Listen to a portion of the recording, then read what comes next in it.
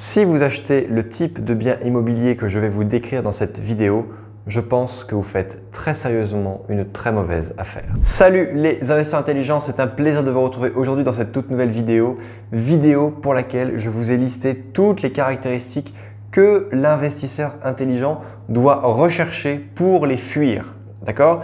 Ça veut dire que dans cette vidéo, je vous ai listé tous les paramètres que je m'oblige de ne pas avoir dans un bien que je recherche. Premier exemple, je n'achète jamais de biens à usage d'habitation, donc des locaux à usage d'habitation, des logements qui sont situés au rez-de-chaussée d'immeubles anciens dans des centres-villes de villes de province. Pourquoi est-ce que je fais ça? Parce que très souvent, vous n'avez que de la lumière qui provient que de la façade principale de l'immeuble. Et si celle-ci est située dans une ruelle un peu sombre, eh bien même en plein été, lorsqu'il y a beaucoup de lumière, beaucoup de soleil, eh bien ça demeure quand même sombre. Alors si c'est sombre au 15 juillet, imaginez ce que c'est l'hiver, l'automne, bref, les autres saisons de l'année. Donc je ne prendrai pas ce type de bien-là parce que moi-même, je ne pourrais pas y vivre. En plus, très souvent, dans tout ce qui est rez-de-chaussée, dans les immeubles anciens, dans des immeubles qui ne sont pas forcément de très bonne facture, il n'y a pas de vide sanitaire. Et d'ailleurs, une des premières choses que vous devez regarder, c'est s'il y a de l'humidité qui remonte par capillarité des murs. Pourquoi est-ce que je dis ça? Parce que si vous investissez dans un appartement et qu'il y a de la moisissure qui vient en permanence, que lorsque vous êtes absent pendant 48 heures et que l'appartement sent la moisissure sans le renfermer, ça va être invivable pour le locataire. Donc non, vous devez fuir ce type de bien-là. Ces biens-là, c'est fait pour faire des locaux commerciaux dans lesquels le locataire va faire des travaux, va mettre de la ventilation, va mettre plein de choses qui vont faire que le local en l'état pourra être utilisable. Ensuite, il y a un autre type de bien que je n'achète pas. Alors là, c'est un type de bien dans lequel je pourrais vivre.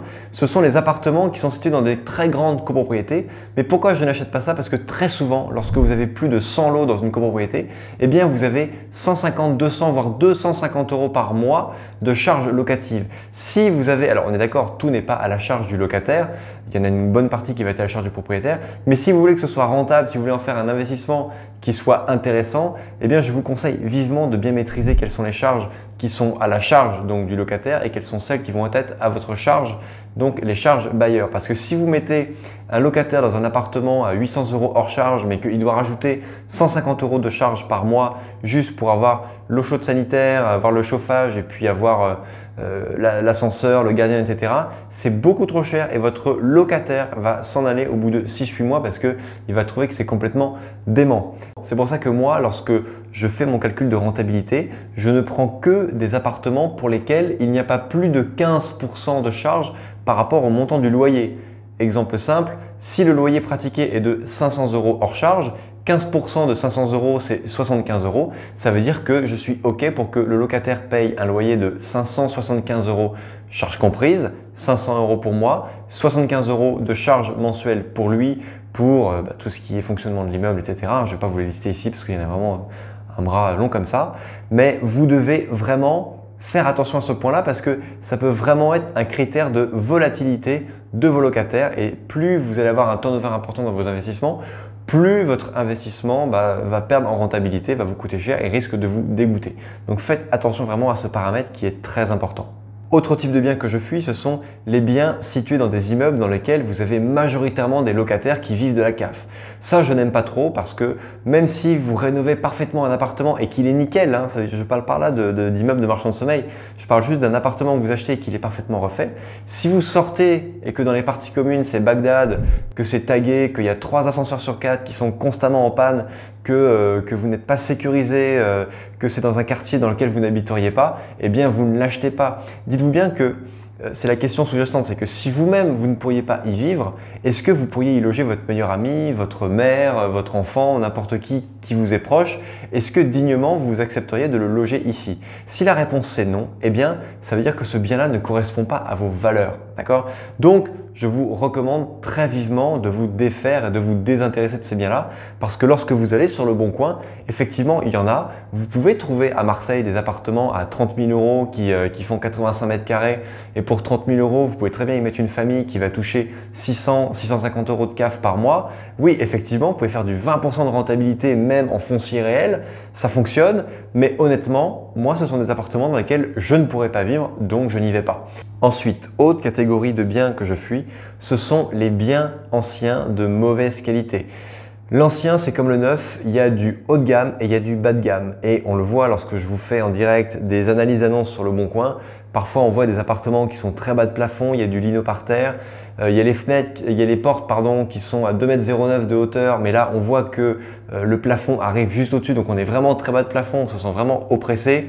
Il y a des petites ouvertures, on sent que les murs sont pas droits. Moi, souvent, lorsque je suis en visite d'appartement, je fais le test de la balle de golf. Lorsque j'ai un doute, vous prenez une balle de golf, vous la posez par terre et puis tout de suite, elle va rouler dans un sens ou dans l'autre si le plancher n'est pas parfaitement plat.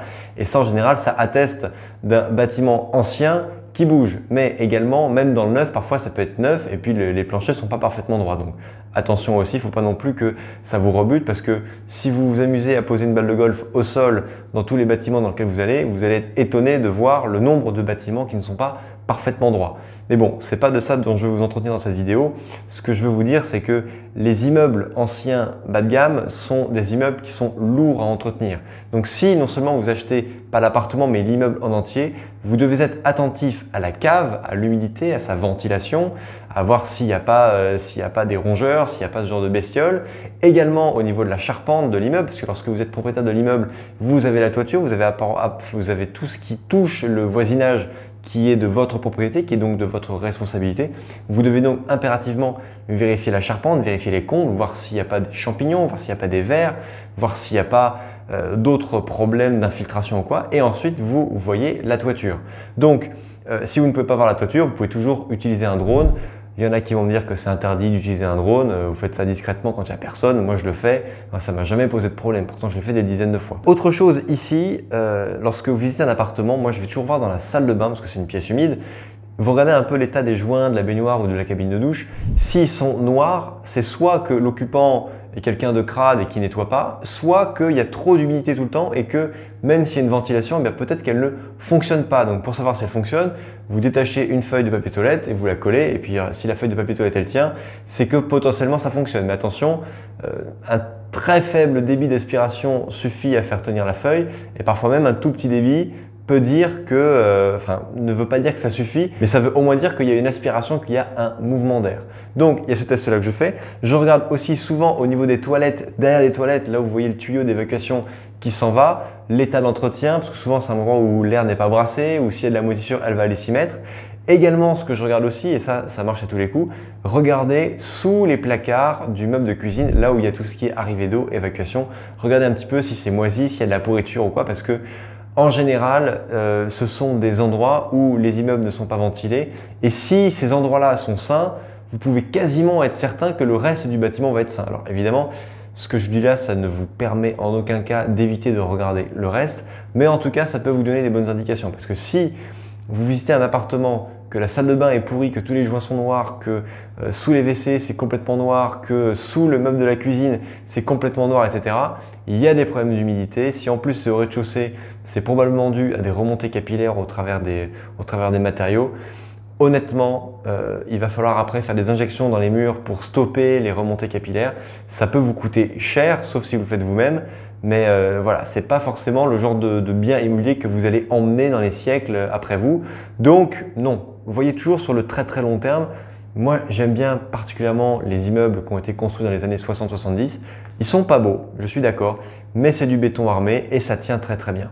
Et ensuite, le dernier point que j'ai noté pour vous, c'est de faire attention à la fréquentation du quartier. Et si vous n'êtes pas à une heure de pointe ou que vous n'êtes pas à un moment de la semaine qui représente parfaitement l'état de fréquentation du quartier, ce que vous devez faire, et moi ce que je fais, j'adore faire ça parce que j'ai des facilités pour le faire, vous allez boire un café au premier bar du coin et vous essayez de discuter avec le gérant ou la gérante afin de lui dire voilà écoutez, j'ai signé pour acheter un appartement par ici pour venir avec ma femme et mes enfants.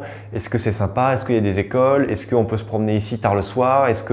Et là, les gens ils vont vous le dire parce qu'ils ne sont pas intéressés pour vous attirer dans leur quartier. Il n'y a que l'agent immobilier qui pourrait vous mentir en vous disant « Ah oui, c'est le meilleur quartier du monde, c'est ce qu'il y a de mieux, patati patata ». Non, faites pas attention à ce que l'agent immobilier vous dit parce que l'agent immobilier, il est intéressé pour vous vendre le bien.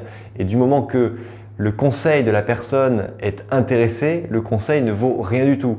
Alors que le conseil du gérant du bar, il est intéressant. Si vous vous installez à côté d'un petit papy qui lit le journal, ils sont toujours bavards et c'est toujours sympa de discuter avec eux. Vous discutez avec le petit papy, c'est sympa, et puis il va vous mettre au courant de tous les ragots du quartier et de comment est-ce qu'il a évolué, et ça va vous donner la tendance à savoir si oui ou non vous devez acheter. Moi, ça m'est arrivé plusieurs fois de discuter avec justement des personnes comme ça dans des cafés, et ça m'a permis d'éviter d'acheter ou justement d'acheter. Voilà, chers amis, donc avant de clôturer cette vidéo, je voulais vous rappeler que vous pouvez télécharger la checklist intelligente que je vous mets là. Cette checklist est une liste de points qui vous liste la totalité des choses que vous devez voir pièce par pièce, appartement par appartement, lorsque vous êtes en visite, quelles sont les questions que vous devez poser à l'agent immobilier ou au vendeur si bien sûr il est présent. Et vous allez voir que cette liste va vous permettre de poser des questions auxquelles il est certain que vous n'auriez pas pensé. Chers amis, cette vidéo est terminée. N'hésitez pas à la liker. Vous pouvez également me suivre sur Instagram et me poser toutes vos questions pour que j'en fasse des sujets de vidéos. En attendant, n'oubliez pas que crise ou pas crise, on fait la route ensemble. Ciao!